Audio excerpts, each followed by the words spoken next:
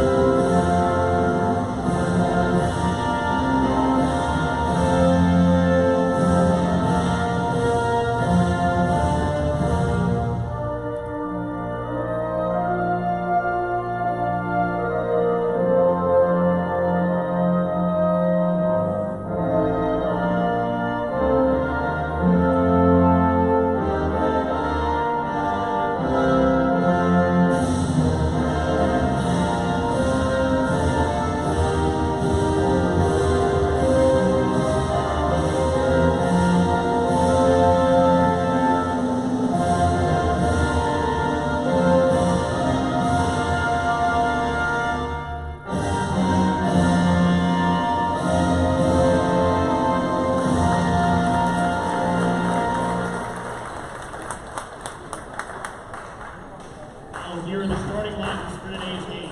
First, the visiting team, Cheyney. At guard, number 0, Joshua Blackman. At guard, number 2, S.J. Hutchinson. At forward, number 7, Ethan Smith.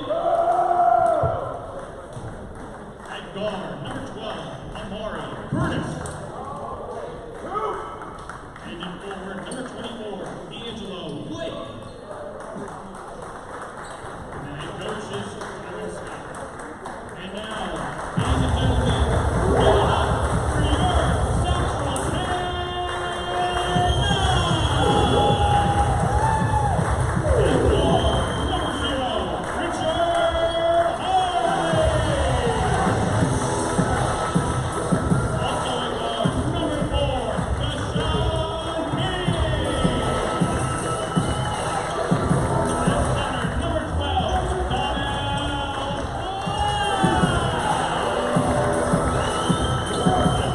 Number 24, Weis And also in guard, number 30,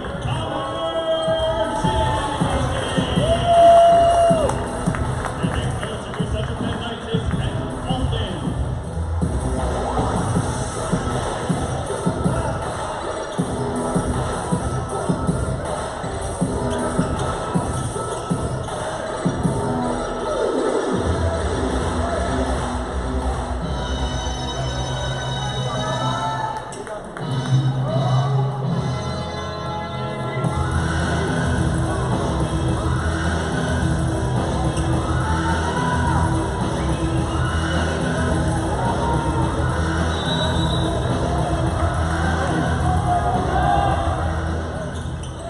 And here we go. Paul Miller, Dalton Kohler here with you for the Nightly News Media Club.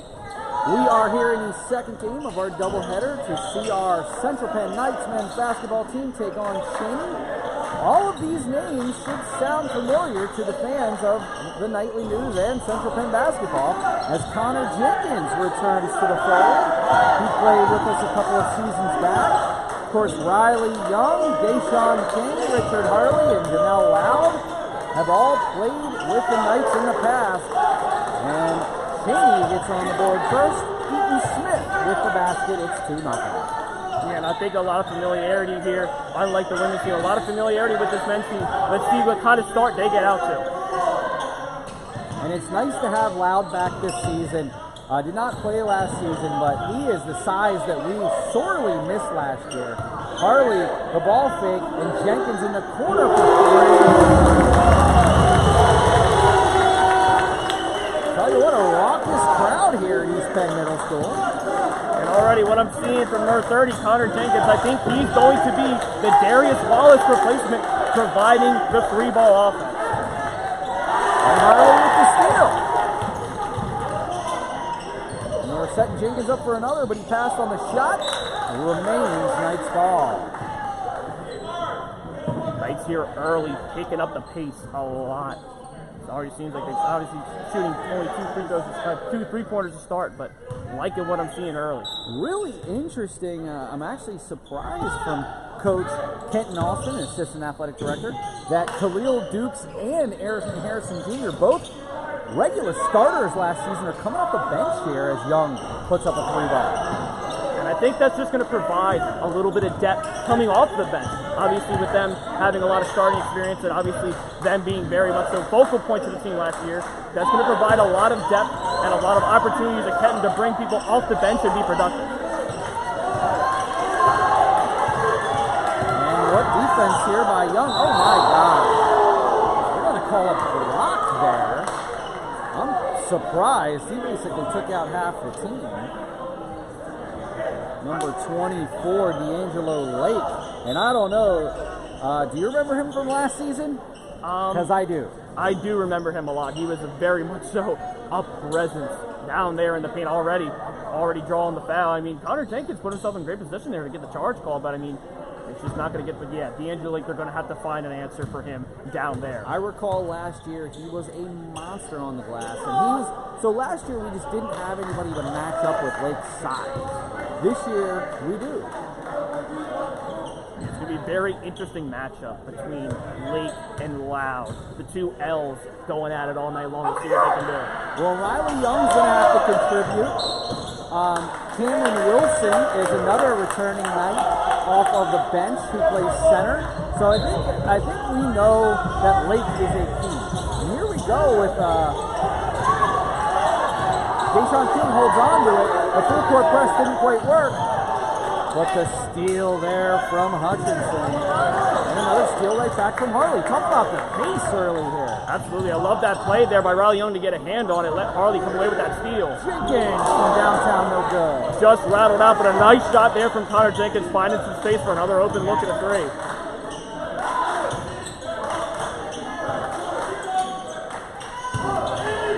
Good defense by Loud. Lake switches to the left hand, and that goes. And there's not much more that Loud can do there. He got the presence there, got the hand in the face. It just didn't matter. Lake just too big, too strong, able to finish that one. King, the pull-up jumper. No good. Loud tried to get the back tap, but couldn't get it to go. In case you're just joining us, I wanted to thank Weis Markets for being our full season sponsor for men's and women's basketball, as well as our baseball team. So we're going to talk a little bit about Weis, but we're going to be filling in future games for more information as Blackman, another key player on last season's team, puts the Knights at a 8-3 disadvantage in an early timeout from Coach Kenton Austin. Yeah, they're going to have to try and limit him from getting those sorts of open looks at the three-point line. I mean, you're going to have to limit that. I think King's going to have to want to step up with the defense to stop him. But, I mean, hey, so far, obviously it's down 5, but so far so good.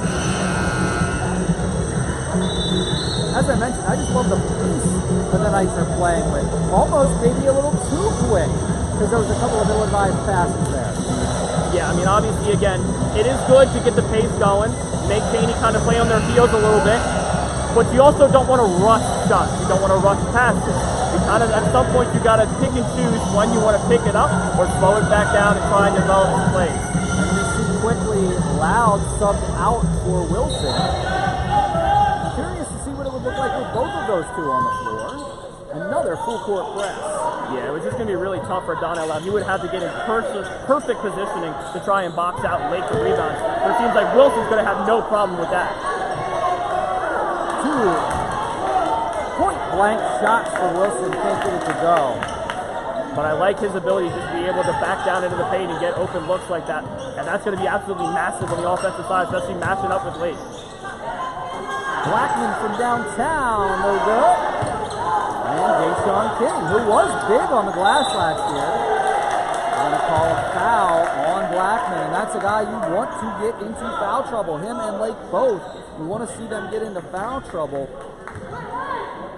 because those are two massive, massive stars for Cheyney. Absolutely. Again, that seems like they're kind of a bit of Sonic and Knuckles a little bit with some speed and then some size and some strength. If you can get them into foul trouble, that'll be absolutely massive for the Knights. Just had Coach Kenton on the podcast. That'll be coming out this week, previewing the men's team, talking about his how he stepped into the fold here, taking over for Coach Martin. What a play by King with the acrobatic attempt and a nice putback there for the Knights. Yeah, right there, Cameron Wilson again, that big presence down there in the paint, getting that rebound and getting that nice big putback. We also see Bercy Monzejo out there, who is another returning player, and a great rebound by Wilson. Cameron Wilson so far on both sides of the floor. What a play. And what a pass there, finding Monzejo down the lane, just right in his hands for the easy way. And I'll tell you what, even though the Knights trail on the scoreboard, it's all Knights in terms of pace. Absolutely, and Monzejo there even out-rebounding Lake. What a tremendous play there by Monzejo. I don't think Cheyney was ready for this. No, they definitely were not. They were not expecting the Knights to come out to such a quick pace like they are. And King, he's going to be a key player, and they're going to get the trick on number 2, S.J. Hutchinson from Allentown. One of the things I would like to talk about at some point here is this unbelievable run of games that the Knights have, including this Thursday, Morgan State. Cameron Wilson.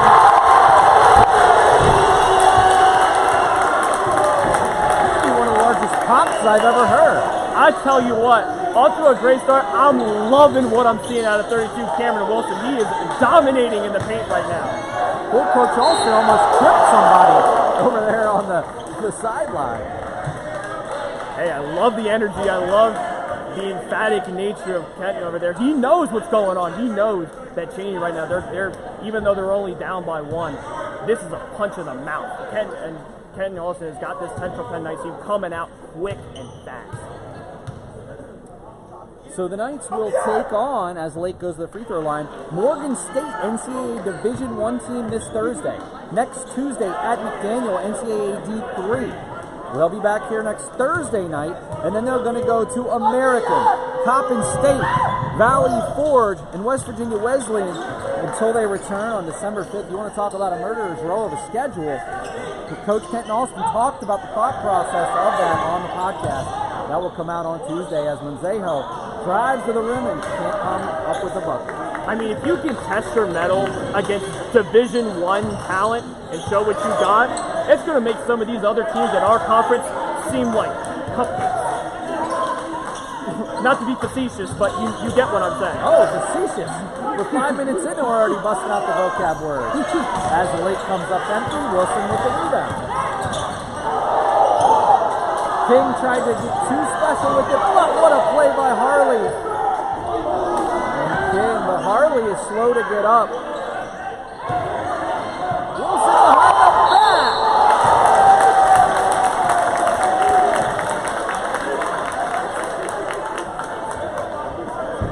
My only slight concern here is they're trying a lot of razzle-dazzle plays. That is really not going to be something they're going to be able to do against these D1 teams.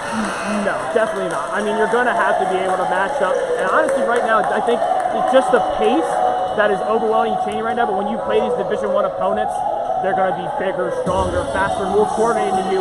You are not going to be able to outpace them. If you're going to try to, they're going to pick up on that very quick and make very quick adjustments to stop that.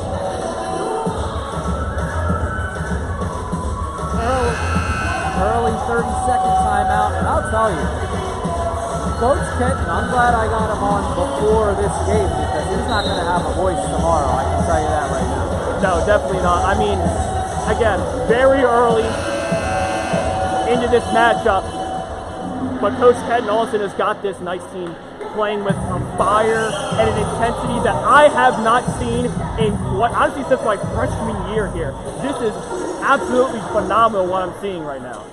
Khalil Dukes checks in, the senior. Khalil, I have him in class, and I'm working with him. He's getting ready to graduate this year, so you know this season. Not, of course, that it doesn't mean a lot to everyone, but this is Khalil's last ride here with the Knights. And knowing Khalil and knowing the type of competitor that he is, I know Khalil's going to do everything in his power to try and not only lead this team, but provide himself to try and lead this team to a national playoff appearance. And the floater there, no good. Eaton Smith, the rebound. Looking for some help on the outside. That's Blackman. Blackman, again, has been a thorn in our side for the last 4 years, as has Lake. And the Knights are doing a good job, you know, making sure that those two don't beat them. Absolutely, they're matching Blackman's speed and they're matching Lake's size and strength, and that's part of the reason why Central Penn finds itself in the position they currently do. That was going to be the big key: matching Blackman's speed and matching Lake's strength, taking that away, taking that dynamic part of Cheyney's offense and defense. That's going to be absolutely massive to keep them at bay as much as they can for the Knights in order to win this one.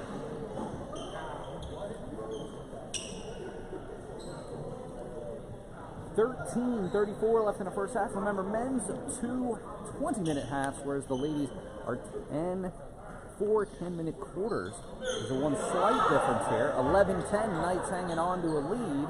And Cheyney has 4 fouls already, so that could come into play later on.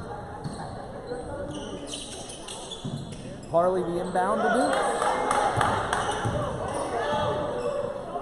King's a guy that really we got to get going. And, you know, if we're going to be successful this season, not to say that he's like the most important player, but last year he was most certainly one of our most successful. Dukes can't get it to go. It's going to be out of bounds on Cheyney off of Eaton Smith. Yeah, they're going to need Dahsan King not only just as someone who's been here and he understands the pulse of this school, but also he's got to be a big facilitator. He's got to be providing a lot of open shots, creating a lot of open shots for the offense. They're going to say Duke stepped out of bounds there. I had a pretty good vantage point. I didn't see that. I didn't see that either, but again, maybe it's a little bit of the awkward positioning we're in. Maybe that's why we're up here and we're not down there. Fair enough. Just the energy the Knights have come out with here is pretty incredible.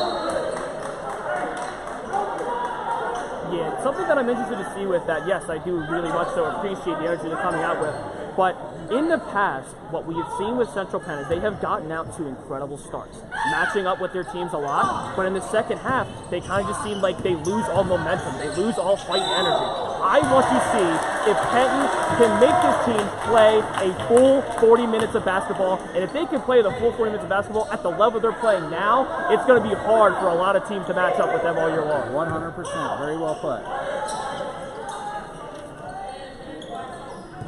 Harley, King, Monzejo, Wilson, and Dukes on the floor for Central Penn. And King. Razzle dazzle. I mean, you want to talk about a tough layup there. King driving the lane on the give and go, the reverse lay. Great finish there by King. Jason Young comes up with the shot, is no good. They're going to call a foul on Dukes, it looks like. It seems like so far the Thorn and Cheyney side, they're trying to get that 3-ball going there. And other than the shot that they took where they made it, they haven't made a 3-pointer since. And they are trying to establish that, but right now, Central Penn is just not allowing them to do so. Even with all of that, the Knights only hold on to a 3-point lead here, 13-10. And Lake is thinking about a 3. Young down low. And so immediately when Young and Loud are out of the game, what do? They went right down the Lake, and Young is just overmatched. Yeah, I mean, Riley Young, again, an incredible defender, and obviously someone who always gives 100% effort. We can always appreciate them for that. But just the presence of not having Cameron Wilson's presence out there, who was kind of honestly shutting down Lake and getting Young. Again, love Lake. He's a bit of a mismatch for Lake there, and that's what led to the easy bucket. Tied at 13 here, 12-17 left here in the first half. Thank you so much for joining us. Paul Miller, Dalton Kohler here with you. Nightly News. Aaron Harrison, the pull-up jumper. That's good. Nice confident shot take there by Harrison, stepping up, throwing that long mid-range.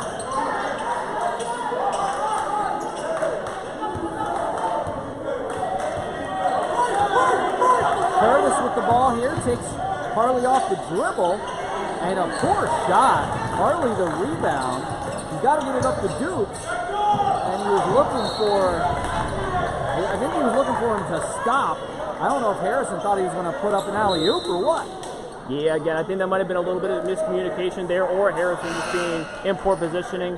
But, I mean, I want to go back to that defensive stop by Harley. I mean, he was step for step with Blackman all the way to the paint and got that nice defensive stop. I mean, Richard Harley out here moving like, he got lightning in his feet.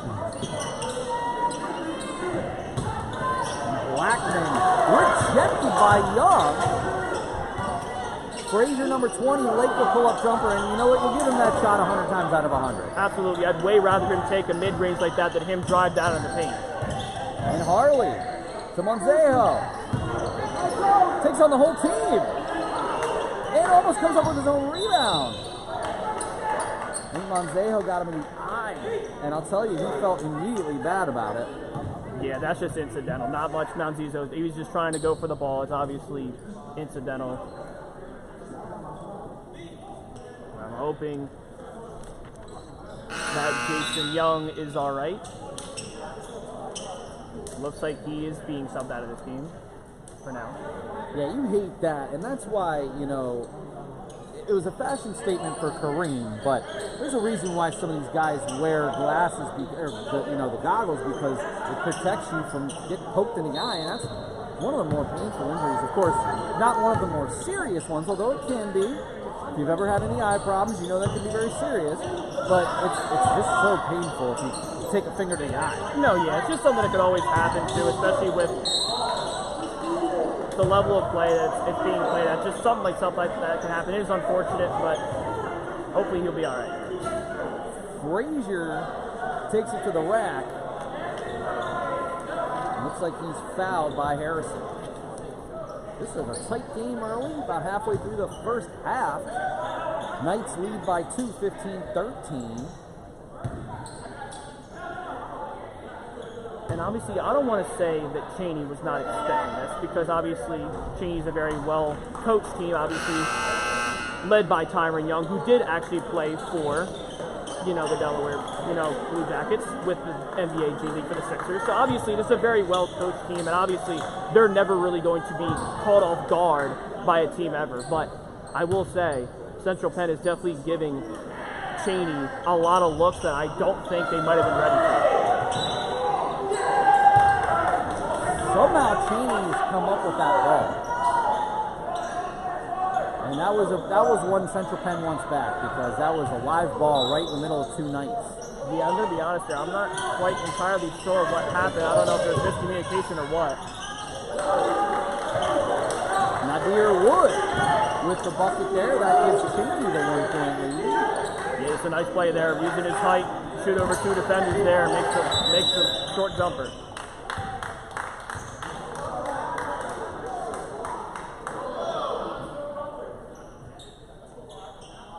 Resetting the shot clock there. That's why the stoppage of play. Harrison inbounds to Harley. Jenkins from downtown. It looked like he got clipped on the hand, but no call. Great offensive rebound inside the Loud. Can't get it to fall. That's an unfortunate. Another really good look inside. Just not able to finish. Frazier, number 20, tries to go inside. Jenkins to steal. Steals it right back to Frazier. He's got Smith from downtown. And that's a big shot. Yes, it's unfortunate there. Jenkins trying to storm, not aware of the defense around him, gets his pocket picked. Harrison missed that bucket. Harley from deep. Probably an ill-advised shot down 4. Another open look. I don't mind him taking that shot, but if you're going to take it, you better make it. Because that was very quickly, early in the possession, just putting up a shot like that.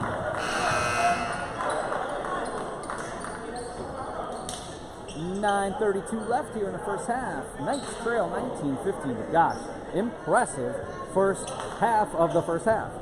Absolutely. I mean, if they can find a way to just keep this going, obviously you're not going to be able to play full bore with these guys out there all the time. You're going to slow down eventually, but again, at the same effect, Cheyney's going to too. So as long as you can just match the intensity and match up with them and even out intensity them, it's going to be really good for the Knights.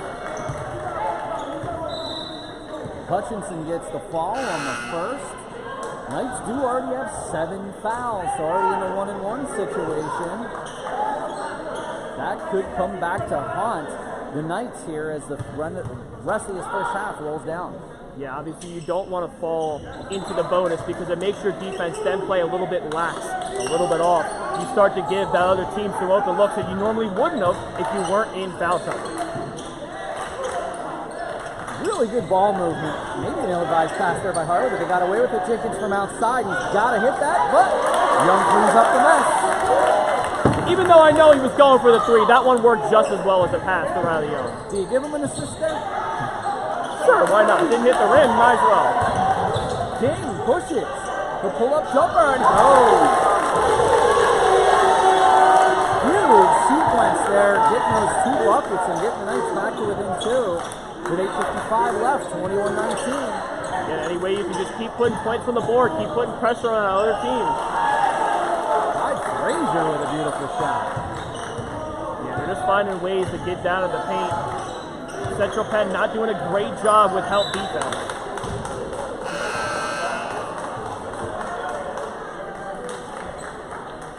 I do appreciate Coach Kenton Alston's player rotation, keeping guys fresh, coming in for short bursts. That's going to allow him to keep up his tempo. Absolutely. I mean, again, if you can keep up that tempo for a large part of the game and keep it going, there's going to be a lot of good things to come from that.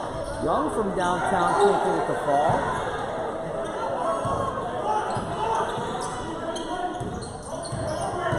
Hutchinson to drive. And Young can't hold on to the rebound. That will go back in a fresh set. Shot clock for Cheyney. Yeah, just an unfortunate bounce there for the Knights. Riley Young had a hand on it, was looking to secure the rebound. Unfortunately, just could not secure it. Muldrow, the shot. And I'll tell you what, Cheyney is certainly hanging punch for punch with us. Yeah, I think it's because they've started to establish a little bit more of a mid-range game, and they're finding holes in that Central Penn defense. King, I'll tell you what, man, that would have been one of the finest rebounds I've ever seen in my life from Cameron Wilson if he would have come down with that. Now, the Knights do maintain possession. I mean, that was almost like a one-arm, one-hand basket catch there from Wilson. That was pretty cool.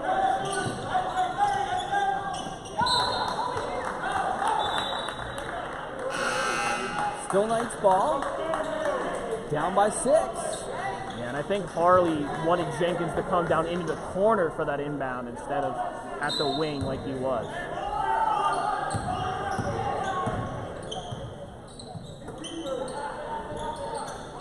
You see Aiden Conti here, and he's played on the team before. Wilson tries to save it, but they got a 3-on-2 here. And my God, we're going to call an offensive foul on Muldrow, and that's a great call. Absolutely great job there by Jenkins to put himself into the line of fire, draw that charge, get the ball back in Central Penn's hands.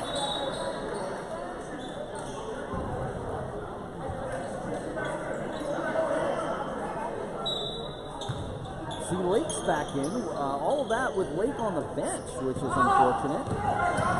King looking for Conti. Good play. Yep, just nice pass in there, giving Conti the wide open look for the leg.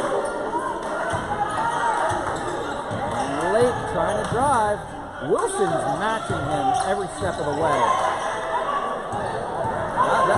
That's one I haven't seen in a while. King for three. They just are not hitting from long range, Dalton. Yeah, they're going to have to find that three-point shot. I mean, like I said, you're going to have to find some variety in the offense. You can't just drive down to the paint every time. If you're going to keep missing those three-pointers, Cheyney's just going to drop back and let you shoot them. If a ball hits the ref, isn't that a dead ball? I'm going to be honest, I've never seen that personally myself. I can't say I have either. Harley tried to save it.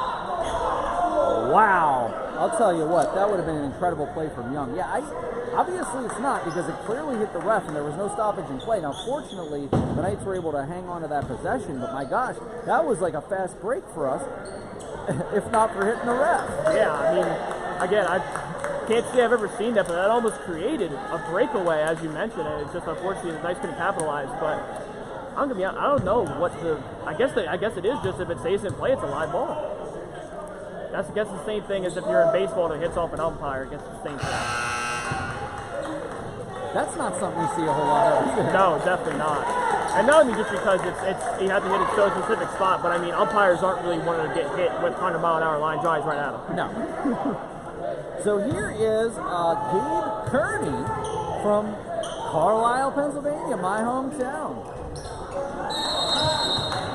I'm going to call a lane violation on Lake. It seems like we got Kearney at a transfer from Penn State, New York.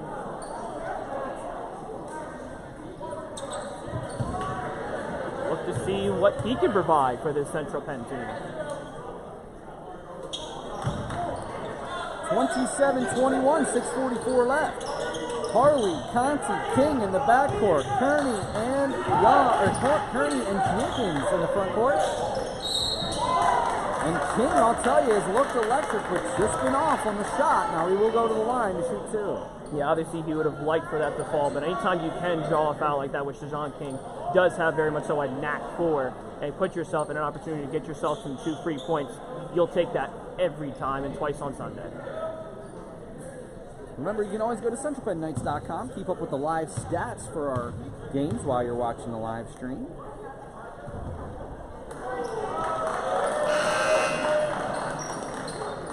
As King misses the first, Lake is leading the way for Cheyney with 8 points. Only 1 rebound, which is very surprising.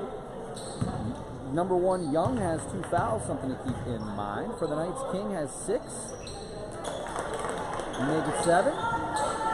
Kim Wilson has 4 and 4. Connor Jenkins with that 3 ball earlier in the game, but is 1 of 5 from downtown.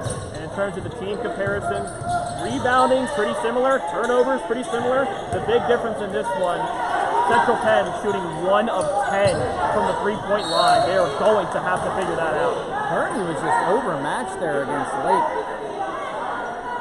I don't know that I understand this small lineup with Lake in the game. I mean, if they're just going to try and use their speed to try and just put someone in, around Lake to try and just force him to get a presence there, they're going to need some help defense in order to step up, because there's not a single person on this Central Penn lineup right now that can match up one-on-one with Lake. Conti almost turned it over, but no worse for the wear at 27-22. Looks like Loud's about to check in. Harley, what? Circus finished there by Harley.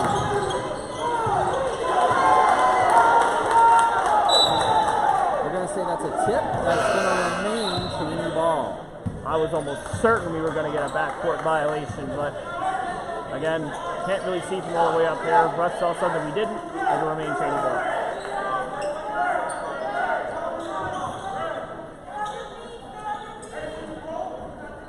Knights within 3. Cheyney with the ball.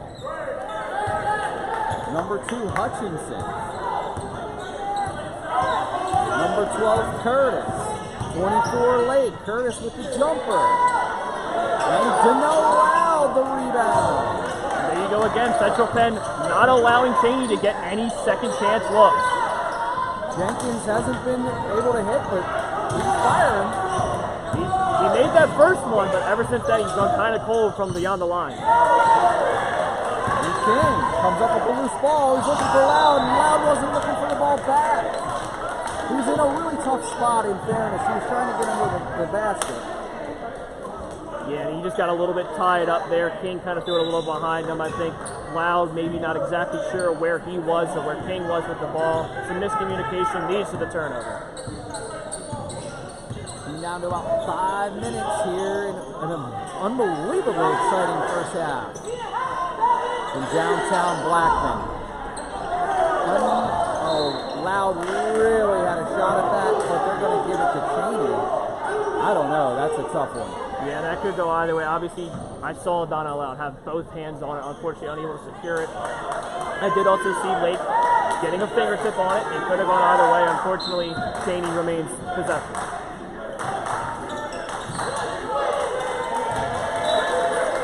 Kearney disrupts the inbounds. Still Cheyney ball. Yeah, that out of bounds call is a little bit easier one to make than the last one. 5:02 remain here in the first. 27-24 Cheyney. He's got him wide open in the corner, and that's a guy you don't want to leave open, the senior, Joshua Blackman. I mean, not even just because of the fact that Blackman's a tremendous three-point shooter. You can't allow anybody to have that much space in the corner. I mean, these guys, that's a shot that you'd find in practice. You can't allow to have that in a game. That's just, again, last of defense. Hopefully they can not have something like that happen again. Loud looking for the screen. Harley can't get it to fall. Lake the rebound. Just an unfortunate bounce there for Harley. Good D there from King.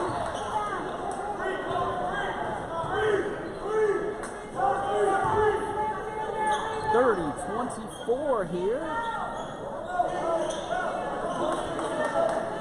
Dalton, we've called a lot of games together. This could be one of the most exciting halves I've ever seen. Absolutely. I mean, the intensity and the level of play the Knights have come out to start. Obviously, Cheyney kind of pulling away here a little bit late. But, I mean, for the most part, it's been back and forth, back and forth. Teams trading offense, teams trading defensive stops. I'm loving what I'm seeing from the Knights. Cheyney extends that lead to 9. Back-to-back 3 balls by Blackman. Jenkins looked like he got hit. No call. And the Knights just cannot come up with an offensive or defensive rebound. But Jenkins right inside, and he's still, I think he did get hit in the face. And no call, but I don't know if he's bleeding or if he's concerned about his eye. Looked like he was grabbing at his mouth. And that's always a challenge when you know you got hit, there's no call, no stoppage in play, and you're in pain. Exactly. Even though it's tough, you got to fight through and you got to get back down the court.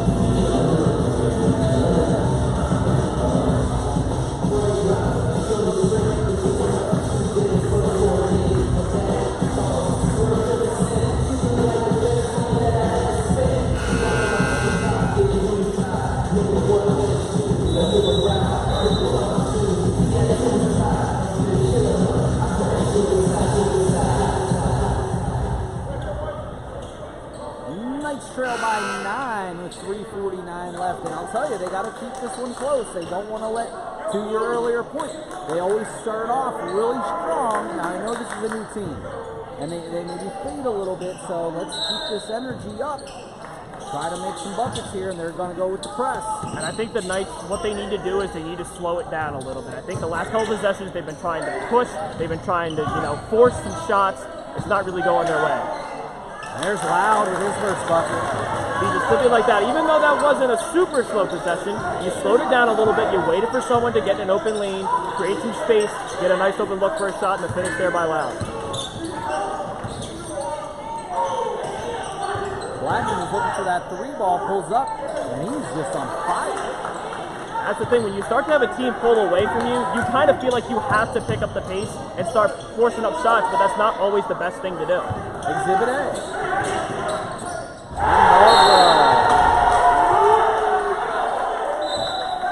Slam dunk. Now somebody just got a technical. And a double technical. Manzejo gets called for the tech. I think it's going both ways. Manzejo and Muldrow have been a little bit ferocious there. I'm not really sure what happened because literally Bursey is one of the nicest people I've ever met in my life. And but you know, just like you were saying earlier, you're out there on the floor, tensions get high. I understand, but that's one.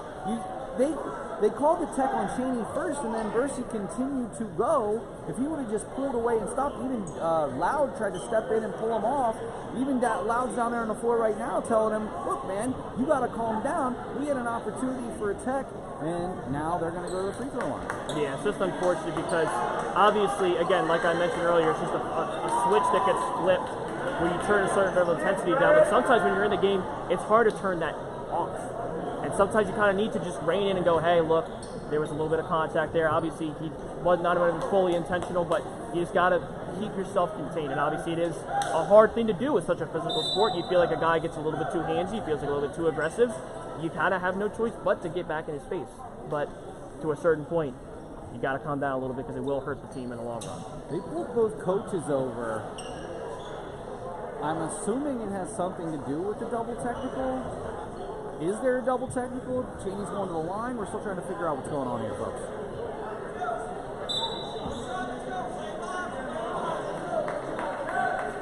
So Cheyney will get the shot here, 37-26, and the Knights have gone cold here over the last 5 minutes.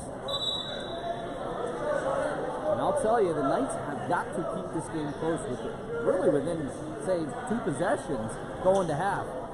We do see Little, number 14, the freshman, checking in, as well as the Greg Stevenson from Prince George County there. So the shot was not for the technical. It was a double technical. It was a foul called that resulted in the technicals. Yeah. Now that we got that all sorted out. Yes. And I think what's going to be key for the Knights here is just playing the certain style offense they won early on. I think, again, like I mentioned, they're starting to force some stuff and trying to just, again, you kind of fall into that trap of feeling you need to get it all back in a couple possessions, but that just can't happen. You've got to just chip away, getting points on the board when you can. So interesting to see what Stevenson and Little have. King's got to get going, Dalton, if we want any chance at this. Absolutely, both at the three-point line and also down in the paint and facilitating offense as well. Stevenson for 3, no good. He had to take that shot because the shot clock was winding down. Way to get back, you got to give him credit.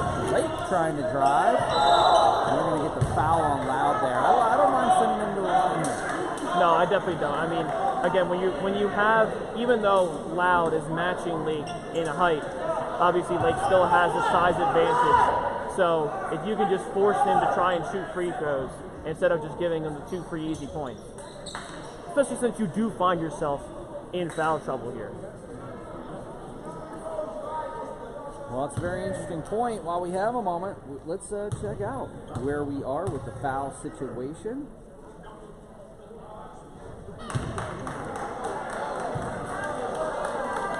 Muldrow and Young both with 2 for Cheyney.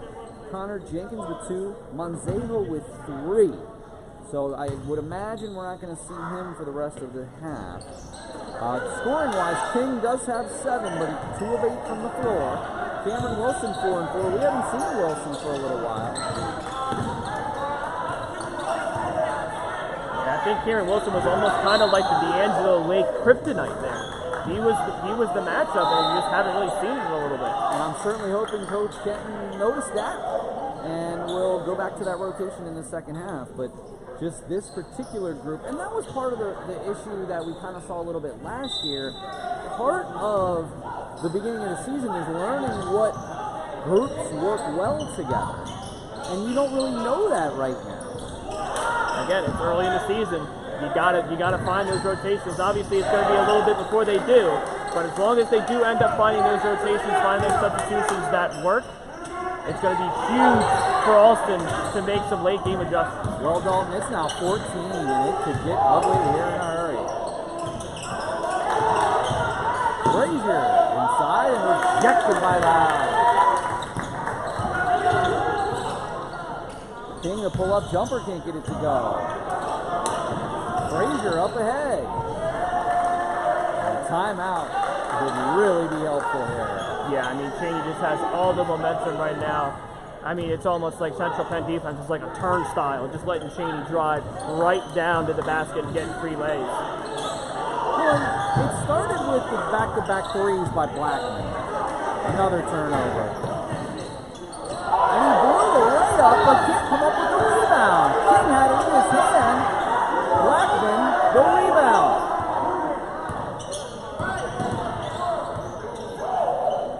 I'll tell you what, Blackman is incredible. Absolutely. I mean, the amount of things that he just provides this Cheyney offense is truly incredible. Great rebound by Harley. Managed to stay in bounds. Little's got to watch behind him. King's got to make this.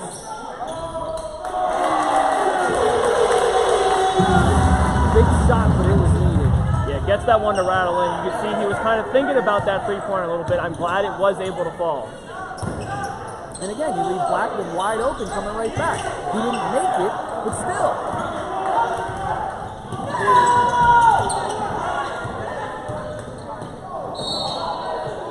I think he just tripped. I'm surprised the foul was called there. Yeah, it didn't really seem like what caused him to trip was, you know, anything. It seems like it was inadvertent, but either way, regardless of what I think and what we think, and I don't think it was whatever, but he's heading to the line regardless. 42-29, 10 seconds left. We are going to take a short break at halftime so we can regroup, because this has been a wild first half. Dalton, since we have a break in the action, the Knights find themselves down 13. They're still in this game. What do they have to do in the second half to get back in and regain the lead? I mean, obviously the big thing is just getting the defensive stops. I mean, they were playing tremendous defense the first, like, seemingly 15 minutes of this first half. And just ever since the Cheyney has just gotten their offense clicking, firing on all cylinders, shooting the three ball really well, driving the paint really well, they're going to have to find a way to stop Cheyney, not just force them to do what Cheyney's defense is doing to the Knights. The Knights on offense kind of forcing some shots, forcing some passes, trying to force some looks, and they're creating some open looks. They're just not getting to the finish. But the Knights just need to rein it back in, slow it down. You're not going to be able to get it back in a couple possessions. You just got to keep chipping away. 10 seconds left. Cheyney will go to the line. The Knights need to have a good final offensive possession here and try to get on the board here so we're not down like 13. It could be more. Even if it is just getting this ball back and driving down and drawing a foul and getting to the free throw line, any bit of momentum you can carry into the second half, even with the deficit being what it is going to be massive for the Knights here in the second half.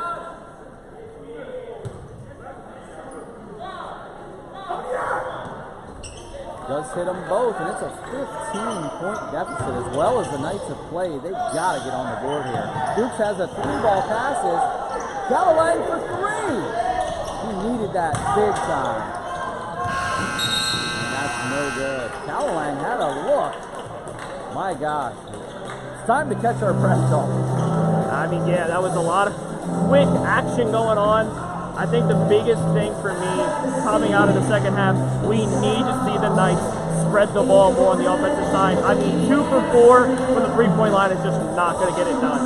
Hopefully they can come out, start getting some offense going, so get some stops and find themselves right back in this game. All right, we're going to take a short break for halftime. We'll be back here within about 15 minutes. for the second half. As we go to the break, Cheyney leads 44-29. We'll see you in the second half.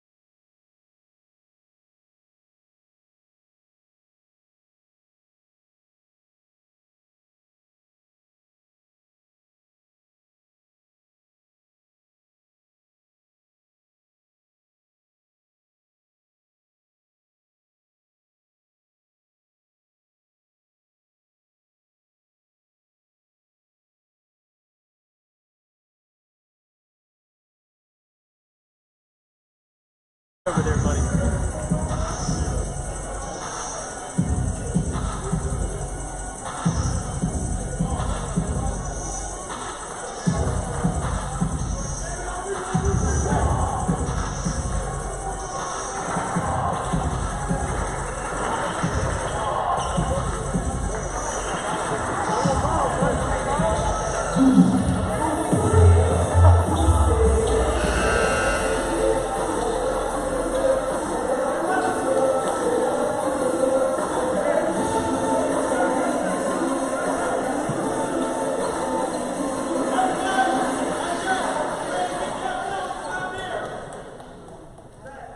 Back here with you with the Nightly News, Paul Miller and Dalton Kohler here. We are set up for an exciting second half, man. The Knights came out on fire, but really fell off there in the last 5 minutes and trail now 44-29. So this is going to be an exciting second half. Yeah, on the defensive side for the Knights, we're going to really need to see them force Cheyney to make some tough passes. At the end of the quarter, at the end of the half there, Cheyney was just running their offense and getting such open looks, both passing and shooting. They're going to have to take that away. They're going to have to play a lot more, aggressive defense like they were early on.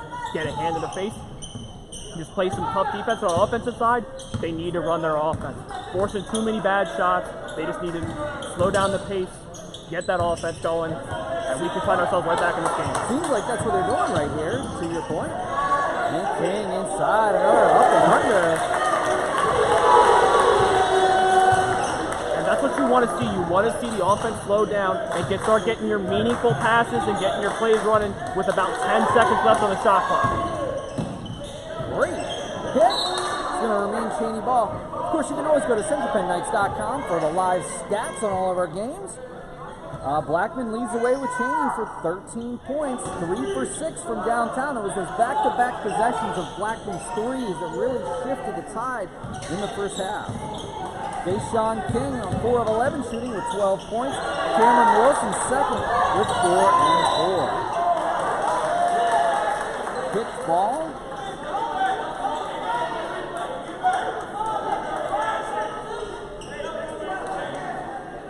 It seems like so far the Knights are playing that aggressive style defense that I wanted to see them come out with. And see if the offense can keep plugging away, keep going to work, keep getting some ball movement, get some motion. Get you some points on the board and start chipping away. Young, Jenkins, King, Loud, and Harley. Young still looking, having a really tough time from the field tonight. Young was looking for a foul there, unfortunately did not get the call. The 3 ball from Eaton Smith is no good. We're going to call a jump ball. That will remain Central Penn basketball. I think the thing is, obviously, when you have an open look, when you're getting the ball, if you have an open look and you know you can make it, it's an easy shot, absolutely take it. But right there, you got to limit the times where you're just getting the ball and you're just putting the head down and trying to drive to the rack. You got to look around, you got to look fast, especially if you feel a double team on you, you got to get that ball to somebody else because it means somebody's open. Good ball movement here from the Knights. 11 left on the shot clock. Harley looks for King, ball was tipped. King's got to put something up. Looking for Jenkins, and an ill-advised pass. And that right there, again, I don't mind them using up a lot of that shot clock, but you got to get more, better passes going on. Some, at the end there, they started to get a little bit wild. Errant passes led to the turnover. You need to get a shot. You're going to run it all the way down. You need to at least put a shot up. Absolutely. Great play by Jenkins. Again, slows it down. Up ahead to King. To Young for 3.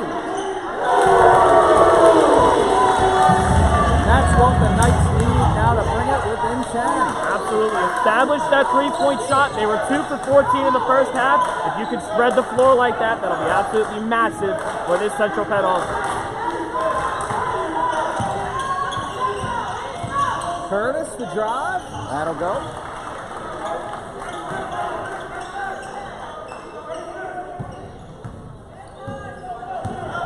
Harley races it up the court.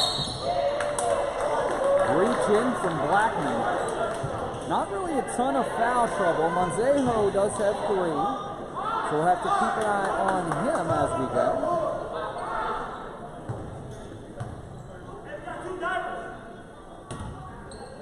two people on Cheyney with foul trouble is Muldrow and Young with 2.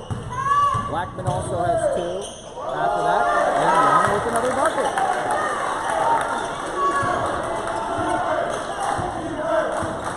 I love this style of offense that Central Penn's coming out of the halfway. Let's see if we can keep up the defense.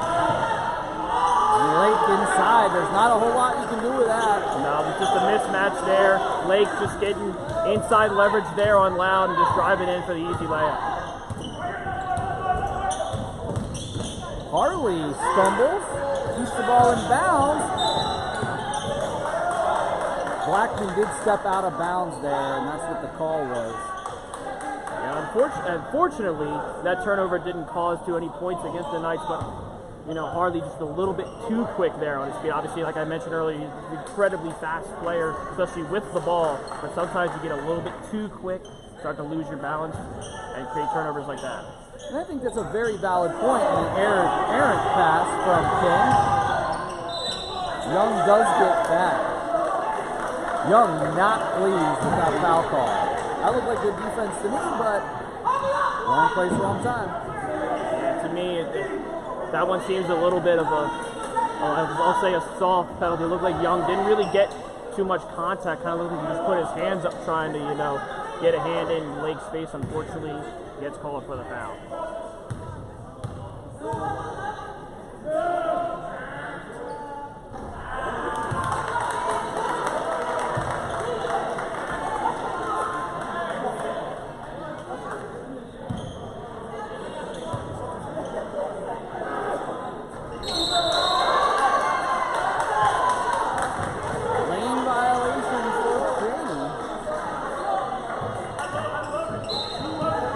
Still trail 48-36. And they're going to try to run the press. Jenkins in front. And Young from way downtown.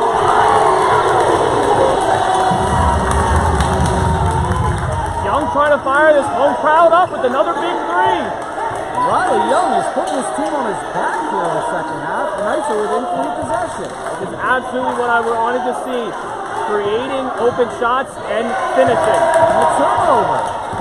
This is where Harley should slow it down, and there he lost the turnover. That's where he should have pulled that ball up and let his guys get on the same page as him. And I get it, you're getting a lot of, oh, here we go. Dahsan King.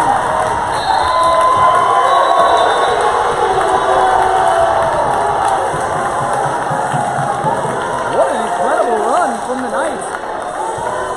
Riley Young from way downtown bangs it flush. And that right there, I mean, even still, yes, you ended up creating yourself some momentum with slowing the pace down and creating some shots, and then that allows you to start building momentum, and that's when you press the pace and you start pressing the rim, getting wide open shots, open layups, and just like that, Central Penn finds itself right back in this contest.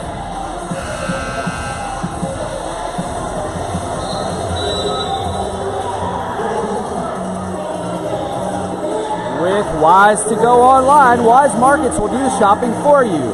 Shop for your favorite products online or on your app anytime, anywhere. Then choose to pick up your groceries curbside or have them delivered to your home. Visit weismarkets.com/shop for more information. What an atmosphere here as the Knights are within 7. Cheyney holds on, but it's Knights ball. And how about that rejection at the rim by D. Loud, not letting him put up that layup. And what a great play and a great stop by Central Penn. Young the pick. They got numbers here. That's when you do see that. That's what I'm saying, Dalton. That's when you do press. They're pressing at the wrong time. Curtis with the bucket there, runs the lead back to 9. Yeah, it seemed like Riley Young and King had a little bit of give and go there. Just unfortunately, you don't give it back. When you give, you go, and then you go. You don't give, go, give. There's a reason why you're paid the big bucks for your analysis there. I appreciate it. Harley takes a seat. Khalil Dukes enters into the game.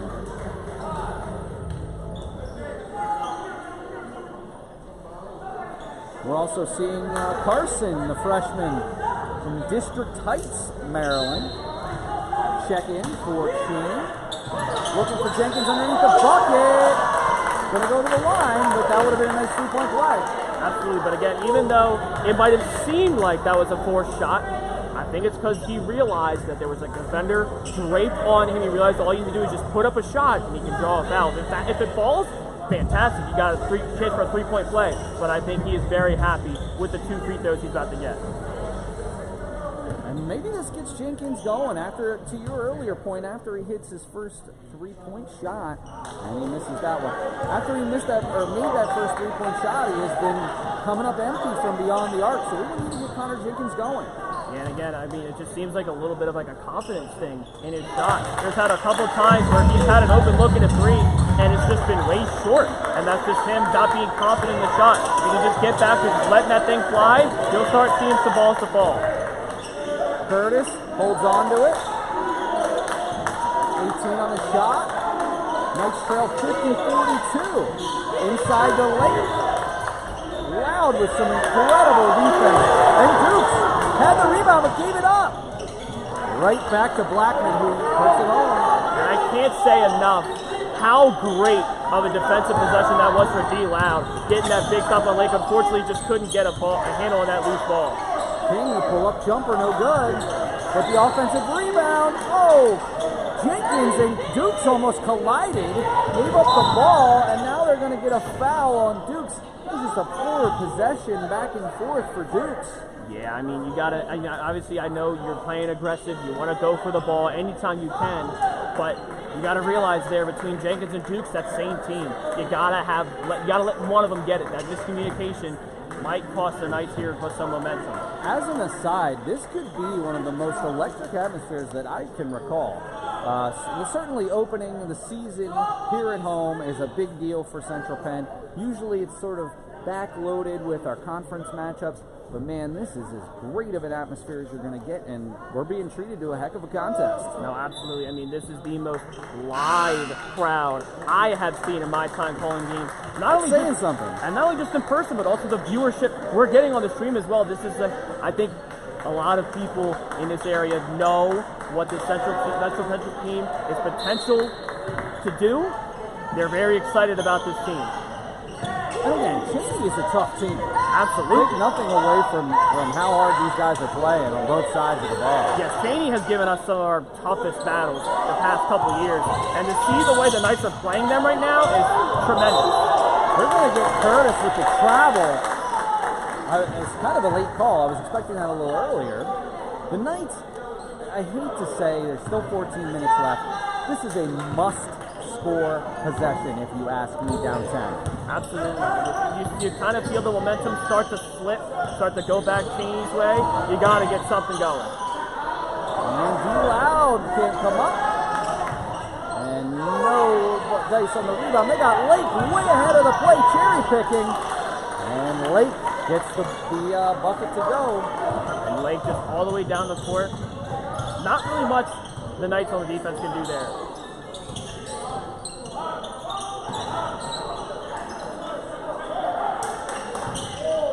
Duke's looking for a screen from the corner. Oh, big time shot. Gabriel Kearney. Yep, establishing that 3-point shot. That's now 3. They've made more threes in the first 7 minutes of this half than they did the entire first half. I love to see that spreading the floor for this Knights offense. Conti down low on Lake's a mismatch, but good. Everybody kind of went toward the ball. Lake is out of his element out there. Oh, no! Conti had the turnover and threw it right back to Cheyney. And turn it over again! And now they're going to get Conti on the foul. My gosh, that's about as bad of a back-to-back possession as you can possibly have. I'm not quite sure what happened there. I don't know if he thought he put more on the passes than he did. I don't know if he lost the grip of the ball. I'm not entirely sure, but those are 2 costly turnovers for the Knights. Knights now trail by 12, and Muldrow will go to the line. Remember, he had that thunderous dunk in the first half that really did shift his momentum. Short there. And Conti comes off the floor. It's just so, in a game like this, every possession matters, every turnover matters, every shot selection matters, every defensive play matters. When you're down by 12 to a high-octane team like Cheyney, you can't make mistakes. No, especially, again, mistakes are going to happen, but you have to minimize them to the best of your ability, and then you also have to capitalize on Cheyney's mistakes when they inevitably make their own. I love the pace that the team is playing with. I give them a lot of credit. I think the biggest things that they need to work on is, slowing it, knowing when to change pace. You can't go at 100 miles an hour all the time. That's just not going to work. You need to know when it's okay to do that and when you need to pull back. Absolutely. First, if you don't have the momentum on your side, you need to run your offense, use up a lot of that shot clock, and start creating some open shots, and obviously make them. Once you start to build that momentum, and you start to force Cheyney to make some ill-advised shots and passes, you get rebounds, you get the ball back, you get turnovers, that's when you pick up the pace. And for the Knights, for the most part, the second half, they've done a pretty decent job of it, but sometimes it's picking up the pace a little bit too much. Hopefully look to correct on that.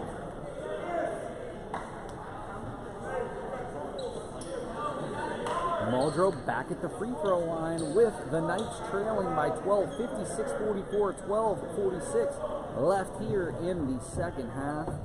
And what has been an incredible game. Thank you all so much for tuning in. We will be back here with you for a doubleheader next Thursday night versus Penn State Schuylkill. Airtime at 6 o'clock for the ladies, around 8 o'clock for the gentlemen.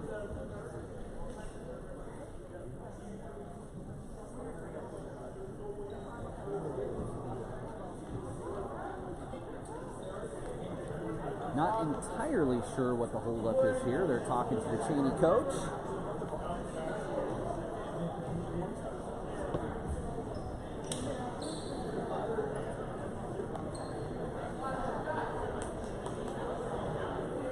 Wow, we have a short break. Keep in mind, Weis Markets is proud to be an American-owned company. Owned and operated since 1912. We make our own ice cream and source our milk locally in Sunbury, PA. Weis Markets also has its own meat processing plant in Sunbury. We keep our locations local to ensure great, fresh, Weis quality products for our customers. Yeah, unfortunately with us being all the way up here, we can't really get a good idea of what's happening. I'm wondering if maybe they're considering maybe an extra timeout was taken away from them, or maybe they were considering whose possession it's supposed to be. I'm not entirely sure. The arrow didn't change. It's now 57-44, and again, every possession counts for the Knights. No Wilson, no Loud, no Lake on the floor. Young, maybe an ill-advised shot, but no harm, no foul, because the Knights get it right back. And they're going to get number 13, Morales, the senior from Alexandria, Virginia, on the foul.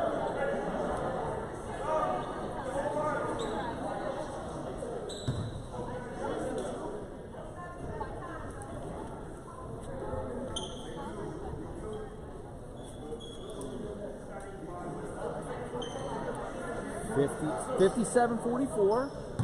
Dahsan King at the line. Still 12:29 left, so plenty of time for the Knights, but they gotta start here. Any way you can start to build some momentum, especially down the score they are. Again, just like, they go on a little bit of a run here, they start building some momentum, they can find themselves right back in this game. I wouldn't even say they're out of this game. Just the style of basketball they're playing right now. Missing both of those free throws certainly does not help, as Carson walks the ball down for Cheyney. Frazier, number 20, inside the sky hook from Nadir Wood. But the Knights certainly have their work cut out for them. Cheyney playing some very clean basketball, not making too many mistakes to let Central Penn back in this one. Young looking for help to Dukes. And Dukes, an errant pass, held on to by Harley. 9 on the shot clock. Harley with the turnover. Morales all the way up. They're going to get Young with the foul, and it is looking like the Knights are going to have to do something immediately, or else this home opener could go to Cheyney. It just seems like the momentum level has gone all the way on Cheyney's side right now. Just not really finding any answers on the offensive side. They need to get something going offensively.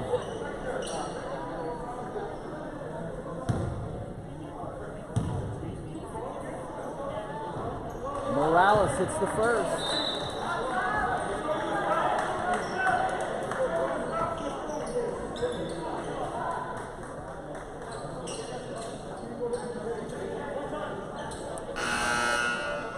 Zeho back in. Hasn't played in the second, really since he got the technical foul. Hasn't played in the second half because of the foul trouble that he's in. But he was one of the keys, while not necessarily from a scoring perspective, just being on the floor when the Knights really made some moves in the first half. Yeah, absolutely. He was a very big contributor to that little bit of offensive ball movement that they were getting. Knights trail by 16.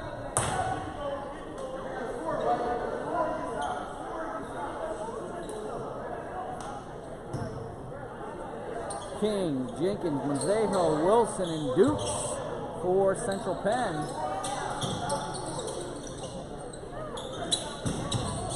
Jenkins, the give and go to King. Can't get that one to go. Not getting a lot of shots to fall. I mean, you're going to need some. I mean, it's a great look. I love the shot selection. It's just you're going to need to start getting some of these shots to fall. King has had some spectacular layups, but has really been ice cold from the floor. Yeah, I mean, just anytime he's been taking a jumper, it seems like he's confident in his shots. He's just, I think if he gets one to fall, they're going to start falling almost every time he puts one up. Hey, the one thing you can say about Dahsan King is he's never doesn't want to throw up a shot. Absolutely not. And Cameron Wilson with a big bucket. And I tell you what, Cameron Wilson has been an unsung hero this entire game. Just dominating the paint both on offense and defense. They got numbers here. They got to push it. And it's a kickball, actually a really good defensive play for Cheyney. Stop that fast break. Yeah, even though Central Penn retained possession, that's still a good stop to just not let them get that fast break point.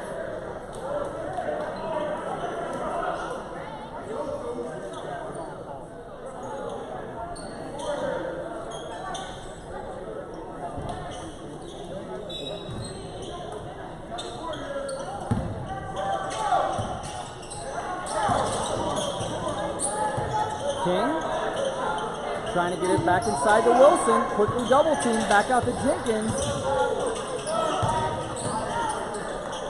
Great defense here from Cheyney. Jenkins has to hit this. Absolutely massive shot there. That's really good. I don't think that was the play the entire time, trying to get the ball into the corner for Jenkins, and hey, he's got that three-point make. Again, with the confidence level, maybe he sees one fall, you can start ripping them now.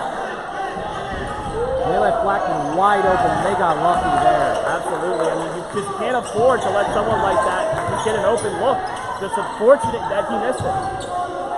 What a pass, and Harrison can't handle it. That was a guaranteed bucket, just can't get it to go. Harrison's got to shoot this. I don't know why he didn't pull up for three. I think this is just all part of it. And it does come to your point, yes. Many of these guys, Central Penn veterans, well, how long has it been since they played together? Yes, they did have some scrimmages. We will talk about that on the podcast with Coach Kenton. And there was a situation where two players screened each other. Yeah, I mean, again, I don't mind them trying to push up the pace a little bit because they were starting to build some momentum after that three. But, again, you just got to realize where you're at in the game, how much game clock's left. I mean, you got to just, obviously, if you're going to take those shots, you better make them. That's just, unfortunately, the ball is not bouncing Central Penn's way.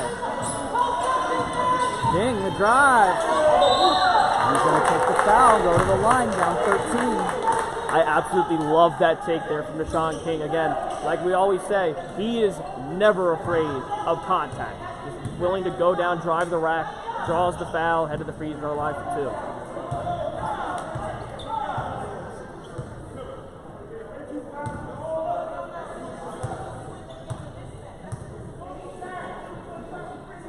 2. He makes the first.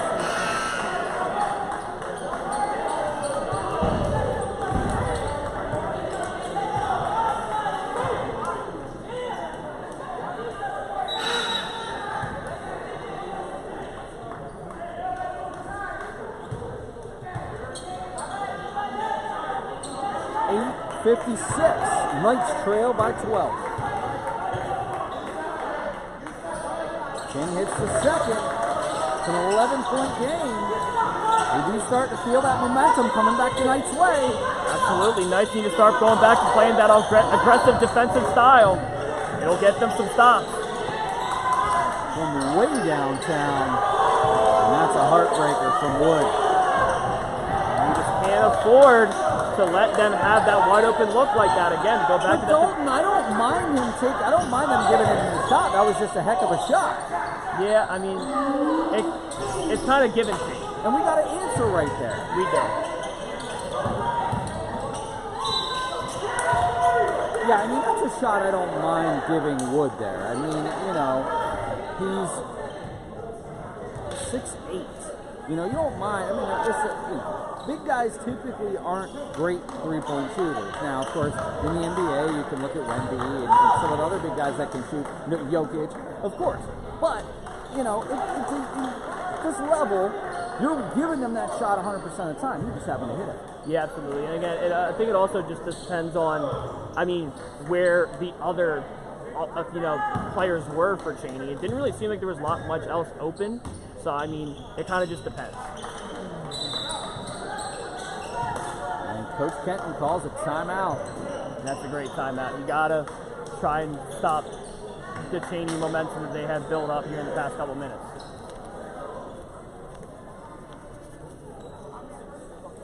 Get your favorite products at the best deals during Weis Market's 3-day sale. You'll find the best deals on the weekends. Check weismarket.com for more information on the sales this week.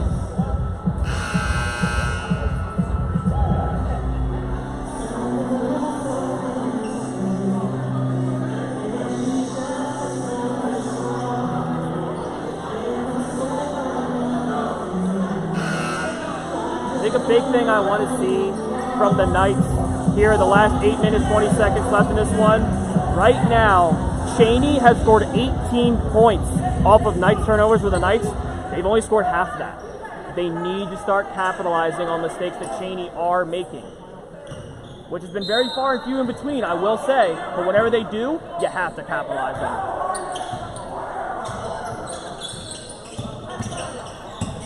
King, Jenkins, Young, Harley, and Harrison for the Knights.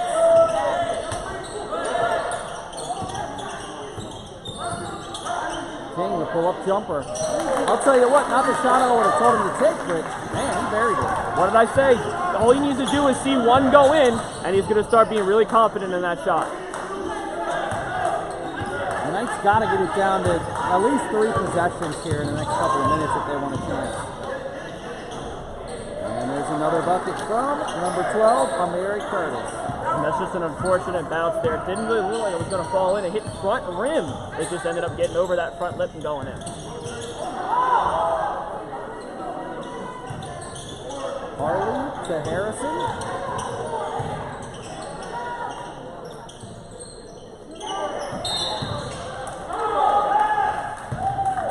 Did he step on the out of bounds line? I'm not sure if it was that or maybe I didn't see him dribble it and pick it back up. I'm not quite sure what the call was there. Either way, it's Cheyney ball.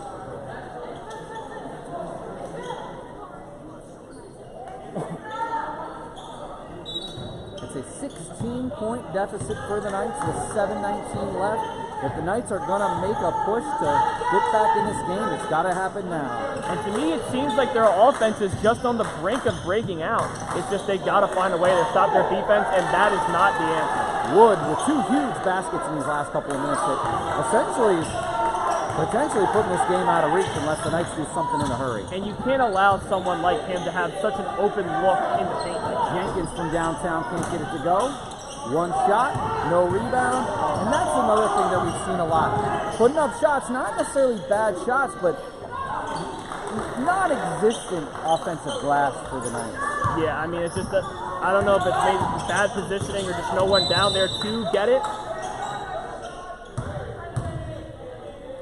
Hey, look, the Knights came to play. Obviously, Cheyney is a very tough team. So the Knights came to play tonight, and I give them incredible kudos. But I'll tell you what, down 21, the largest lead of the game for Cheyney here with 6:34 left. It could be too little too late for Central Penn. Yeah, and even still, you mentioned the offensive rebounding. Both teams on the score sheet have not really gotten too many offensive rebounds. It's just, but the thing is, when you are down such a big amount, you can't afford to have a similar offensive rebound and second chances like Cheyney has. You have to be getting those. You have to be putting yourself in positions to give yourself second opportunities to put points on the board. Because, again, you need to chip away. If you need to give yourself second opportunities, that's what you're going to have to do. It seems like the Knights have been struggling to have that first shot fall. They're not being able to create second and third opportunities for themselves. Knights do get it down to 19 with 6:28 left, 74-55. And I'll tell you, it was a tall task. We knew it coming in. It was going to be tough against this ridiculously good Cheyney team. Every single year, they're a tough competition. Absolutely, and I feel like the Knights have played them extremely hard tonight. It's just a little bit down the stretch here. That defense is faltering. Wood continues to pour it in from inside. It just seems like they have no answers. I mean, it's just they're letting them dominate the paint, shooting the free ball, lights out. Not much more you can do about that. The drive, Harley, King for 3. And that just comes up short. And at this point, it is going to be a tall task for the Knights to come back here. Yeah, it's not completely out of question in order for it to happen, but they're going to need to start getting defensive stops. That is the biggest thing they need. They need stops. And easy buckets. Yes. Obviously, when they can get them, obviously Cheyney's playing a very, very tough brand of defense, not allowing them to get easy shots because they know if they do that, that's going to allow the Knights to start building some momentum. That's why you need to create some easy shots for yourself. They're not just going to give them to you. We see 3 new players come in. Stevenson, Callalang, and Little. I think Coach Kenton wants to get his guys some PT, seeing as this game is all but out of reach for the Knights. But again, I just want to be very clear. What an impressive showing from the Knights. I mean, look, yes, it's tough, but this is the first game of the season. Just like we said in the ladies' game, this is all about understanding what rotations work with one another, understanding getting these guys some more time to play together. But I'll tell you what, Dalton, their path gets nothing but harder. Morgan State, Nick Daniel, a D1, a D3 team. Come back here after a home game against Penn State Schuylkill, and then how about D1 American, D1 Coppin State, D3 Valley Forge, D2 West Virginia Wesleyan, all over the next couple of weeks. I mean, again, that's just going to be, I'm not saying you expect to go in and lose those games. Obviously, you don't want to go in knowing you're going to lose games, but I mean, you're going to have to start to figure something out. I think that's going to be the time when they do, because you're going against guys that level of play that you would not see in this conference and in this league. So if you can start to find something, start to find some rotations, start to find some substitutions, seeing what guys in certain spots can perform the game plan to the best of their ability, that's going to be absolutely massive for Coach Kenton and the Knights to know what he has to work with. Kearney comes up with a free throw there as the Knights still trail by 19, 5:05 left. Good defensive rebound from Aldemus, the freshman from Lansdale, PA. It's out your way, isn't it? That is.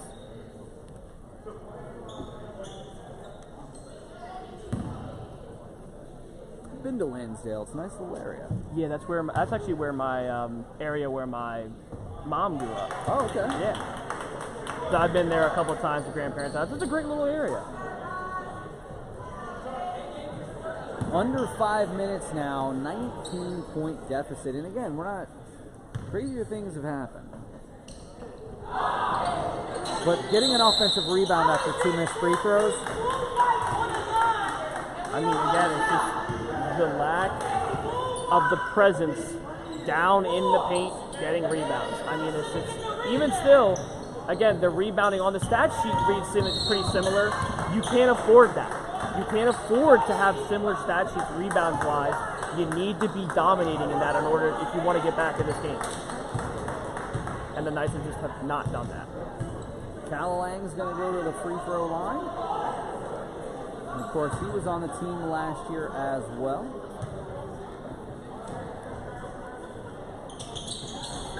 Can't get that first one to go, but Stevenson comes up with the rebound. Calalang trying to keep it moving. Jenkins the pull-up jumper. There we go. Nice little shot there from Jenkins. Good ball movement as well.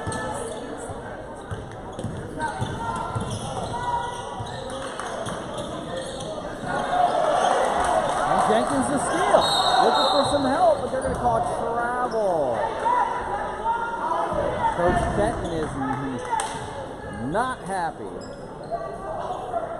I mean, I can somewhat understand why the call was made, but it's just so unfortunate because it's just Jenkins lost his footing there. It's so inadvertent. That one hurts. Yeah, 3 ball there gets us back to within 14. Absolutely. They got the points, they got the stop, and it's just an unfortunate series of events. Back-to-back offensive rebounds, Dalton.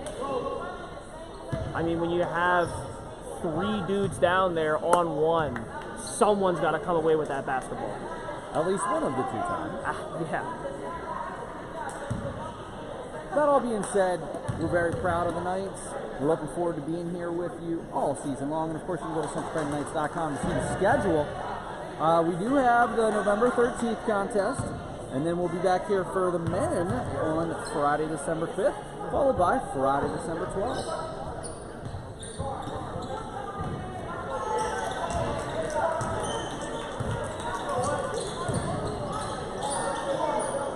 It's been nice to see Jenkins back. It's been nice to see Loud back. Cameron Wilson. Things are looking up for the Knights, but it's going to be a really tough start to the season. Absolutely. You know, one of the questions I asked Coach Kenton was, with all of these tough games, how are you going to keep the guys motivated over the first 5 or 6 games? So I encourage you to tune in this Tuesday when that episode comes out and listen more about what Coach Kenton has to say about that. I mean, it's a fair point, though. I mean, obviously, when you're going against these tough opponents, you know you're kind of playing from behind. You just got to find a way to realize, like, hey, even if we're not coming away on the scoreboard, we got to come away with an identity of what we want to do.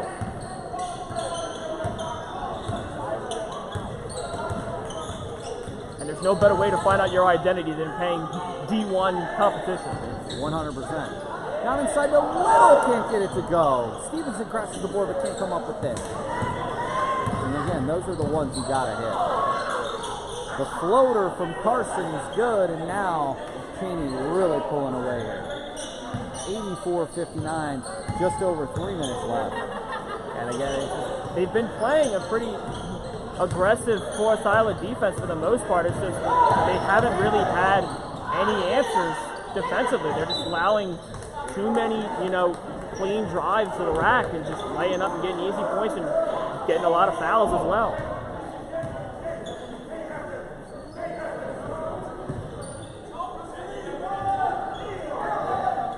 One of the things I mentioned coming out of the half is I wanted Central Penn to start forcing Cheyney to make the hard passes, and they have unfortunately not accomplished that. Stevenson, Cheyney, it's like got a piece of that, did Hutchinson. going back the other way, and Cheyney is just not giving up here. Little, Jenkins, we're at 2.5. Kearney from downtown. And obviously you don't expect Cheyney to just slow down the pace, because even though there's, again, 2 minutes, 20 seconds left, there still is a chance if you start playing laps, you give the Knights some opportunities to make some shots, and they start making them, you could find yourselves right back in this one. So you have to just keep the pedal to the metal until that final buzzer rings and the clock reads 0. 84-62, 2:13 left. Paul Miller, Dalton Kohler here for the Nightly News. We'll be back here with you for all the home games at our YouTube channel. If you're watching, you've already found it. So like and subscribe. Again, we really do appreciate all the people not only have come out to this opening day in person, but also people that have joined the stream. We really do, again, appreciate all the love and support that you guys bring to not only our program and our broadcast, but also to our athletic teams as well. 100%. And Dalton, this was, if you would have asked me this morning how my day would have went, I would not have said quite as well, because it was a pleasant surprise to have you here, and you stepped right in like you never left, so I appreciate that immensely. I try my best. I mean, again, I got here in a little bit of traffic, got here a little bit later than I wanted to, and next thing I know, I'm pulling a basketball game. Wasn't exactly ready for it, but did the best I can do. Could have fooled me, man. I appreciate it. Kearney comes up empty on that shot. We're under 2 minutes. Inside to Muldrow. Muldrow's had a big second half. Yeah, I mean, he is just absolutely not afraid of any contact. He's just going straight down on any, it doesn't matter, mismatch, whatever it is, he's just going down and putting up tough layups. Little from downtown.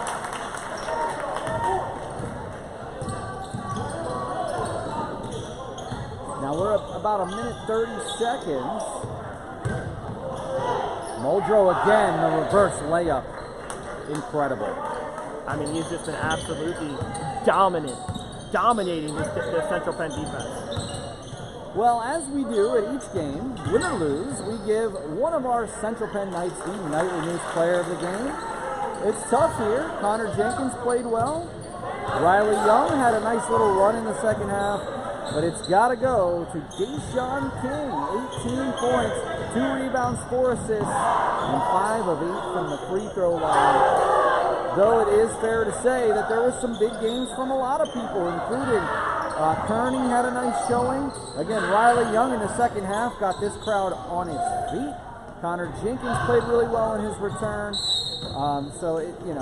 And of course contributions from people like Donnell Loud and Cameron Wilson. But congratulations to Dahsan King, our Nightly News Player of the game. And even though they didn't lead to the victory for the Central Penn Knights, just the fact that Dahsan King was able to come out here and be that offensive president and that facilitator, it's what the Knights are going to need. I don't want to compare him, me being a Sixers fan, but he kind of needs to be the Tyrese Maxey for this team. Just be able, whenever he gets hot, shoot the lights out, drive the rack, and facilitate the offense. Stevenson the rebound. Tried to go up to Little. Needed an elevator for that one. The clock continues to run. It's on a 14.1 seconds and the Knights trail 93-67. And honestly, Dalton, I hate to say it, but you called this. You know, the Knights got out early. They matched them shot for shot. The Knights took an early lead, held that lead for a while, and then when the Cheyney got going, we just could not match the intensity. Yeah, I mean, again, it's unfortunate because I wanted it to be a little bit different than in years past, but it's been kind of like this team to get out to such a hot start and then come out in the second half and just lose all momentum, lose all pace, lose all intensity. But again, still a fantastic showing from the Knights. A lot of positives to take away. I feel like this team is almost destined for something great this year. Well, so a different feeling. I think we can leave it at that. Again, congratulations to Cheyney for winning, but again, to your point, a lot of positives to take away. Coach Kenton's going to have to go to the drawing board, and they got a tough game coming up in 2 days. So More power to them, and we will catch up with you when we come back next Thursday to see how those games go. But, Dalton, it's been such a pleasure. I'm so happy that I got to work with you. We got to have you back for a few more games this season. Of course. Love coming out here, love being a part of the broadcast and being a part of the team. And again, I really am not even just excited just to be back here, but also to see where this men's team can go. Well, on that note, that's going to sign us off for the evening. The Knights fall to Cheyney 93-67. We'll be back here with you next Thursday, November 13th, for a doubleheader as we take on Penn State's Hoople. Until then, thanks for tuning in. For Paul Miller, Dalton Kohler, and the Nightly News, we'll see you.